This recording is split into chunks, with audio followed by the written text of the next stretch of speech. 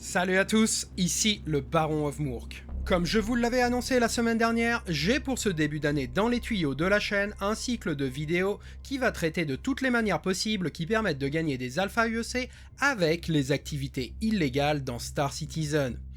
J'ai donc dénommé cette série à juste titre Dirty Credits. Et quoi de mieux à connaître en ce moment puisque nous savons que la 3.18 va nous apporter un wipe et qu'il va nous falloir gagner à nouveau les quelques millions nécessaires dont chacun a besoin pour faire ce qui lui plaît en jeu. Et même si vous arrivez après la 3.18, un pirate comme moi qui bourlingue depuis plusieurs années dans le verse peut vous assurer qu'il est toujours bon de connaître tous les aspects du jeu car on ne sait jamais à quoi pourrait bien servir la chose la plus insolite, comme par exemple une caisse avec un marqueur. Si vous ne m'avez jamais vu expliquer cette combine-là, je vous montrerai ça avec plaisir, mais une autre fois, car ici n'est pas l'endroit. Maintenant, c'est vrai que s'il s'agit de grinder des millions, d'autres méthodes bien plus efficaces que celle-ci existent, et j'explorerai les différentes manières de gagner ces crédits avec d'autres vidéos que j'ai aussi prévu de sortir. Mais j'aime bien avoir une approche globale, et nombreux sont les cas de figure et les joueurs différents. Certains joueurs débutent le jeu et comme la plupart des vétérans le répètent à l'envi, les missions de Delivery sont parfaites pour découvrir le pilotage de son vaisseau ainsi que visiter les différents points d'intérêt du système Stanton. Et puis d'autres joueurs, comme moi par exemple, aiment varier les plaisirs et profiter des différentes facettes du jeu, soit parce qu'ils n'apprécient pas répéter inlassablement et jusqu'au dégoût les mêmes tâches comme des lemmings, ou parce qu'ils souhaitent avoir une connaissance bien plus approfondie de tout ce que Star Citizen peut proposer, et cela même si ça implique baisser ses marges de rendement en alpha UEC par heure. Hérésie! Mais pour ma part, au diable l'organisation scientifique du travail, je ne viens pas ici pour bosser, mais au contraire pour m'amuser. Bref, j'ouvre donc le bal de la série Dirty Credits avec les missions de Delivery de Red Wind, autour de Hurston.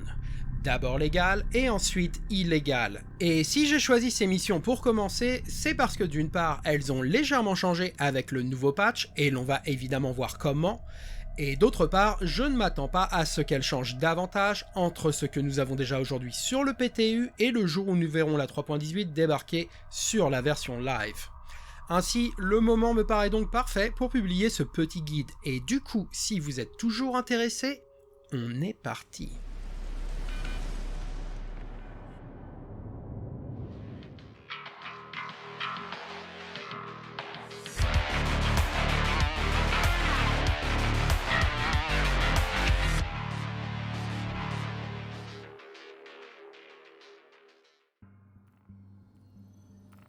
Comme avec de nombreuses activités PvE dans le jeu, les missions de Delivery de Red Wind sont organisées et se débloquent via le système de réputation, et je commencerai donc par là.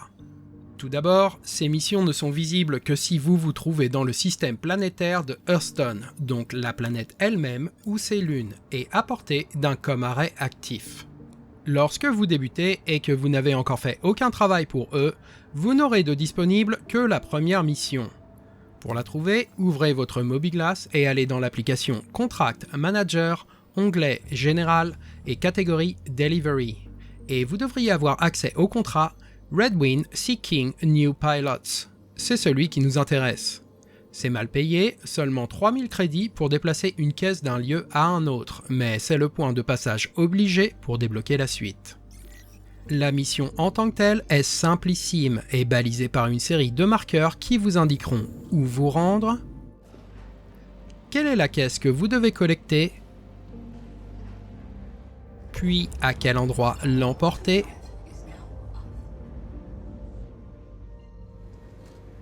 et enfin où la remettre pour valider le contrat. La seule particularité de cette mission, on pourrait dire, c'est qu'elle vous demandera d'utiliser un vaisseau capable de transporter cette caisse. La plupart des vaisseaux starters comme le Aurora MR, le Envil Pieces ou encore le Origin 100i seront parfaits pour le job. Même le Mustang Alpha en est capable, à condition de faire un peu attention. Un autre détail, mais la plupart du temps sans importance, sachez que vous ne pourrez pas partager cette mission avec les autres membres de votre groupe, comme c'est le cas pour les missions de Delivery qui viennent ensuite. Une fois que la boucle sera terminée, vous verrez dans l'application Delphi de votre Mobiglass, celle qui se charge de traquer l'état de vos réputations, qu'une nouvelle entrée vient d'apparaître dans les organisations au nom de Redwind. Et vous verrez au centre que vous êtes désormais au niveau 1, Junior Runner. Mais vous remarquerez également à droite que votre affinité avec l'organisation a progressé légèrement dans le vert. Comme d'habitude dans le monde vidéoludique, vous devrez faire monter votre niveau de réputation pour débloquer de meilleures missions. Pour les organisations de delivery, ces niveaux sont au nombre de 2, et les missions illégales que seul Redwind propose seront évidemment disponibles entre autres lorsque vous aurez atteint ce second niveau. Autre information importante concernant la réputation, votre niveau restera inchangé au cours du temps. Mais par contre, l'affinité montera dans le vert tant que vous enchaînerez les missions pour l'organisation, puis elle redescendra lentement jusqu'à revenir à 0 dès que vous vous arrêterez. Cela signifie que si vous ne travaillez pas pour Redwind pendant un certain temps et que votre affinité est retombée à 0, vous devrez de nouveau faire de manière préliminaire cette mission de base pour repasser dans le vert et ainsi redébloquer toutes les missions auxquelles votre niveau vous donne habituellement accès. Enfin, pour terminer sur le chapitre réputation, sachez que être victime d'un crash client ou d'une erreur 30K ne pénaliseront pas votre réputation si vous êtes éjecté du jeu sans avoir pu finaliser la mission. D'après mon expérience, vous perdrez de la réputation avec Redwind, à la fois dans votre niveau et votre affinité, uniquement si vous choisissez volontairement d'abandonner la mission en cours en passant par votre Mobiglass ou de quitter le jeu avant d'avoir fini. Une fois au niveau 1, vous débloquerez donc toute une nouvelle flopée de contrats de delivery légal dénommés Redwind Local Delivery Route dans le Contract Manager. Le principe restera identique, rendez-vous au point de collecte, récupérez la caisse, emportez-la dans votre vaisseau au point de livraison et remettez-la à l'endroit indiqué pour conclure votre tâche. La différence, qui constitue l'un des petits ajouts de la 3.18, résidera cependant dans le fait qu'ici, certains contrats vous demanderont de déplacer une ou plusieurs caisses. Ceux à une caisse rapporteront 4000 crédits, ceux à 2 caisses 6000, 3 caisses pour 8000, 4 caisses pour 10 000 et enfin jusqu'à 5 caisses pour 12 000 crédits. Vous pourrez prendre autant de ces missions que vous le voulez en même temps et les gains en réputation pour les missions qui vous demandent de déplacer plusieurs caisses seront évidemment plus importants de la même manière qu'avec les paiements.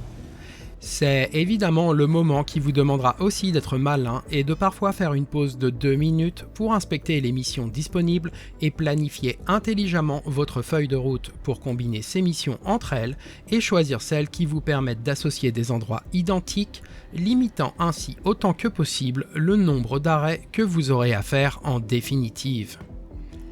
Méfiez-vous aussi car un autre détail a changé en 3.18. En effet, les développeurs ont ajouté à la surface de Hearthstone plusieurs avant-postes abandonnés et infestés de PNJ hostiles, avec leurs renforts qui débarqueront en Cutlass Black et Tool to Team. En anglais, le jeu les appelle Derelict Outpost et les missions de delivery vous demanderont régulièrement d'aller chercher des caisses dans l'un d'eux pour exactement le même prix. Personnellement, je vous déconseille d'accepter les missions qui vous demandent de vous rendre dans un Derelict Outpost, à moins que vous ayez la claire intention de looter. Car d'une part, ces lieux ne sont pas sur la carte spatiale, ce qui vous obligera à de longs voyages pour vous rendre là-bas en vol conventionnel, mais aussi parce que gérer le combat une fois sur place vous demandera encore plus de temps. Même si, comme chacun sait, les PNJ défraient régulièrement la chronique pour leur nullité légendaire, il suffit parfois seulement d'un tir chanceux et ajusté de l'un d'entre eux pour vous mettre KO instantanément et vous retarder encore un peu plus.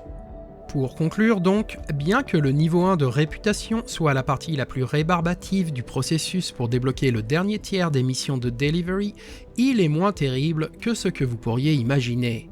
Et pour vous donner un ordre d'échelle, je l'ai débloqué à 3 reprises sur les serveurs de test de la 3.18 avec tout ce que cela implique de bugs et de 30K, à chaque fois en l'espace d'une soirée seulement. Même si vous êtes débutant et que vous ne maîtrisez pas votre vaisseau aussi bien que moi, franchement, cela ne devrait tout de même pas vous prendre plus de 5 ou 6 heures de jeu et une douzaine ou quinzaine de caisses avant de pouvoir atteindre le niveau 2. Le niveau de réputation Runner vous débloquera les missions qui payent le mieux. D'un côté, des missions de delivery légales et qui incluront du combat potentiel en FPS seront disponibles avec chacune des 4 organisations différentes de delivery pour chacune des 4 planètes du système Stanton. Et je les inclurai aussi dans cette vidéo, mais dans le dernier chapitre. Et puis, d'autre part, le niveau 2 de réputation débloquera aussi ce qui nous intéresse ici, les missions de delivery illégales uniquement disponibles avec l'organisation Red Wind de Hearthstone. Pour les trouver dans le Contract Manager de votre Mobiglast, allez cette fois-ci dans l'onglet Personal, catégorie Delivery et cherchez une mission intitulée Red Wind in Need of Discrete Career. Un petit détail technique, vous devrez compléter une première mission avant de totalement débloquer les missions illégales. Cette mission préliminaire ne sera visible dans votre Mobiglast uniquement si vous vous trouvez à Hearthstone, et elle vous demandera d'aller déplacer 3 caisses autour de Crusader. En effet, toutes les missions de delivery illégales se passeront autour de Crusader, mais ça n'est qu'après avoir accompli cette première mission que de nombreuses autres se débloqueront et deviendront visibles dans votre Contract Manager. Les missions de delivery illégales restent extrêmement proches de celles légales que le jeu vous a demandé de faire au niveau 1 de réputation, en vous demandant de déplacer de 1 à 5 caisses entre des points d'intérêt. Mais les différences notables sont nombreuses. D'un côté, elles sont pour la plupart mieux payées. Une caisse vous rapportera 4000 crédits, comme pour les missions légales, mais chaque caisse supplémentaire vous rapportera 4000 crédits supplémentaires, à la différence des missions légales qui ne vous en donnent que 2000 de plus. Ainsi, vous pourrez transporter 2 caisses pour 8000 crédits, 3 caisses pour 12 000, 4 caisses pour 16 000, et enfin 5 caisses pour 20 000 crédits. Et c'est là que je vous entends déjà dire, mais Baron, ça n'est pas si bien payé que cela pour faire tous ces arrêts. Et d'autant plus car les points d'intérêt que je vais devoir visiter sont potentiellement dangereux. C'est un point de vue recevable, mais pas complètement vrai, car il est possible de faire tout un tas de crédits supplémentaires pour gonfler le rendement de ce que peuvent vous rapporter ces missions si vous êtes un peu entreprenant. Premièrement, vous verrez que les arrêts sont peu nombreux, car les lieux que ces missions vous demanderont de visiter ne sont que 5 en tout et pour tout. Ce qui, si vous planifiez correctement vos déplacements, comme nous l'avons vu dans le chapitre précédent, peut vous permettre de facilement remplir 2, voire même 3 de ces missions à la fois et sans vous demander de visiter plus d'endroits pour récupérer puis rapporter la totalité des caisses. Également, vos déplacements seront rapides car tous ces lieux, à l'exception de Jumptown, sont sur la Star Map et permettent donc de faire un saut Quantum direct. Et même pour Jumptown, il existe un moyen très rapide de vous y rendre si vous disposez d'un marqueur, en passant d'abord par l'OM5 de Yela, puis en faisant un saut vers Nakamura Valley Head Shelter. Lorsque le saut est en cours et que vous passez juste au-dessus de Jumptown, éteignez totalement votre vaisseau pour l'interrompre.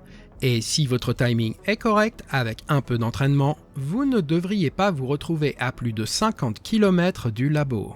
Maintenant, parlons des bonus. Il existe aussi dans votre Mobiglast d'autres missions illégales dans l'onglet Personal, catégorie Maintenance, qui vous demanderont juste d'emporter 3 caisses de plus dans votre vaisseau sans même faire un détour.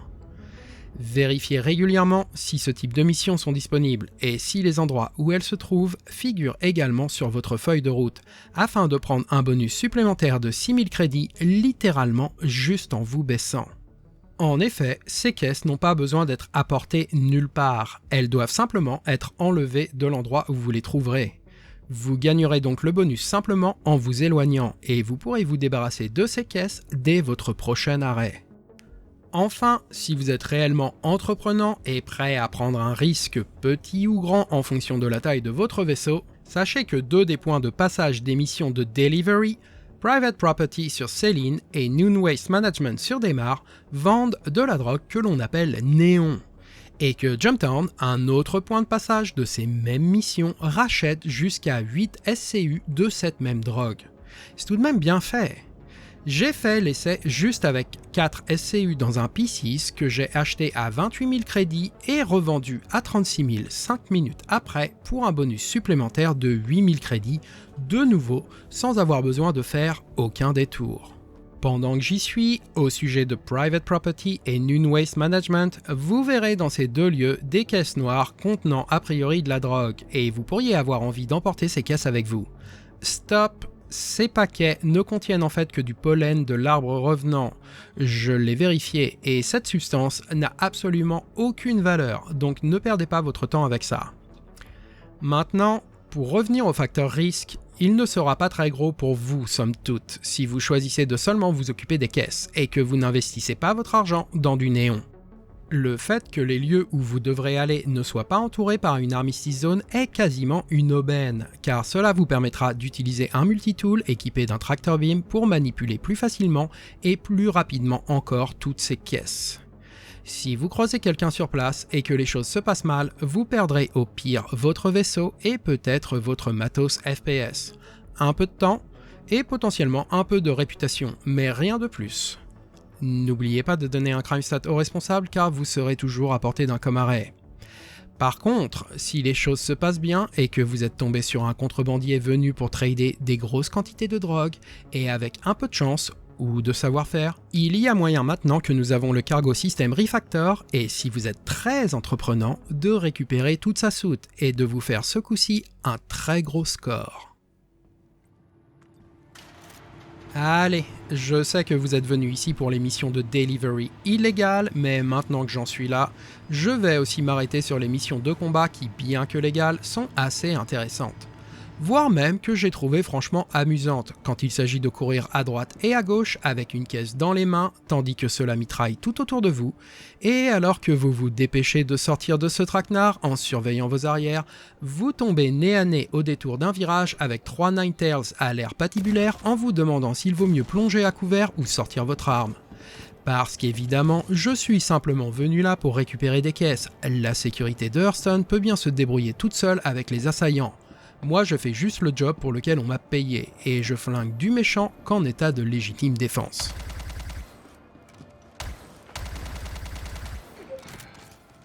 Bref, trêve de plaisanterie, vous trouverez les missions de delivery de combat légal dans votre Mobiglass à l'endroit habituel, et elles seront facilement repérables car leur intitulé est tout en majuscule et dit « Red Wind Delivery Pilot Needed ». Elles sont franchement bien payées pour la tâche. 45 000 Alpha UEC pour aller récupérer 3 caisses dans un seul et même bunker autour de Hearthstone, puis toutes les rapporter à un seul et même endroit. Le principe de la boucle est toujours le même et je ne vais donc pas le répéter une énième fois, mais voici une liste de petits tips qui vous aideront à ne pas saloper le job. 1. En arrivant sur place, il est possible que vous ayez un message d'avertissement Restricted Area et que les tourelles du bunker vous tirent dessus dès que vous êtes à portée. Inutile de retourner le feu et perdre votre temps à détruire ces tourelles. Il s'agit simplement d'un peu de lag server. Si vous attendez tranquillement à l'abri quelques secondes, le message devrait disparaître et les tourelles s'arrêteront de tirer, vous indiquant que la voie est libre pour aller vous poser juste devant l'entrée du bunker. 2. Si vous êtes habitué aux missions de mercenariat dans les bunkers avec des ennemis qui pop dans les spawn closets habituels, ne vous faites pas avoir en mitraillant sans distinction les silhouettes que vous apercevrez à l'intérieur. Il peut s'agir de civils et leur tirer dessus vous donnera un crime stat qui fera instantanément échouer la mission. Les Ninetales qui attaquent le bunker arriveront eux aussi dans des spawn closets mais différents. Parfois avant même que vous ne descendiez dans le bunker, parfois pendant que vous vous y trouvez. Soyez donc à l'affût de ce qui se passe autour de vous et prêt à défourailler, mais le mieux reste de carrément ranger votre arme tant que vous n'en avez pas besoin. Un accident est si vite arrivé. 3. Les caisses que vous venez chercher ici ne seront pas indiquées à l'aide d'un marqueur, et vous devrez donc découvrir vous-même celles que vous devez emporter pendant la bataille. Interagissez avec les caisses grises que vous trouverez posées sur des palettes ici et là. Et lorsque vous verrez un message de mission popper en haut de votre écran après avoir pris l'une de ces caisses dans vos mains, c'est que vous avez fait bonne pioche. 4. Bien que vous aurez besoin de prendre les caisses dans vos mains pour faire popper le message et confirmer qu'il s'agit bien d'une des caisses que vous êtes venu chercher, rappelez-vous que les bunkers ne sont pas dans des armistice zones et donc l'usage du tractor beam sur votre multitool n'est pas désactivé. En fait, il est même conseillé. Ce sera donc tout pour moi pour aujourd'hui. J'espère que ce petit guide vous aura donné l'envie d'aller tester ces missions et même si ça n'est pas votre tasse de thé habituelle. Je crois qu'il n'y a pas grand chose à dire de plus sur toutes ces missions, mais si cela s'avère le cas, parce que j'aurais oublié un truc, ou que vous avez quelques astuces supplémentaires, n'hésitez pas à m'en faire part dans les commentaires. Si cette vidéo vous a plu et que vous voulez me soutenir avec un petit geste, comme d'habitude, un pouce, un abonnement et un partage n'est pas de refus. Enfin, j'en profite comme toujours pour remercier ceux qui me soutiennent sur Utip. Si vous aimez mon travail et que vous considérez me patronner financièrement, Utip est la meilleure plateforme pour ce faire, car c'est la seule où 95% de votre don me reviendra directement. Et après tout cela, en espérant que vous aurez appris quelque chose ici et passé un bon moment, il ne me reste plus qu'à vous souhaiter bonne chasse et à bientôt. Ciao!